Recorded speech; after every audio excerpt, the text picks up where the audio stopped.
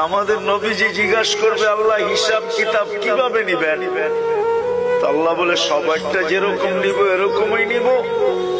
আমাদের নবীজি বলবে, যদি সবার সামনে আমার উম্মতের হিসাব কিতাব নেন তাইলে তো আমি তো লজ্জিত হয়ে যাব, কেননা আমার উম্মত তো দুনিয়াতে গুনাহ করছে, আমি তো লজ্জায় পড়ে যাব।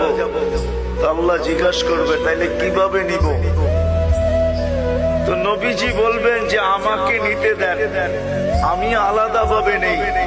আল্লাহ প্রশ্ন করবে, আপনাকে যদি নিতে দেই তো আপনিও তো আপনার উম্মতের গুনাহগুলা দেখবেন, তখনও তো আপনার চেহারাটা লজ্জায় ছোট হয়ে যাবে যে তোমরা আমার উম্মত হয়ে এই গুনাহ করলা, তো করলা কি করে, ঠিক না? সত্য তো?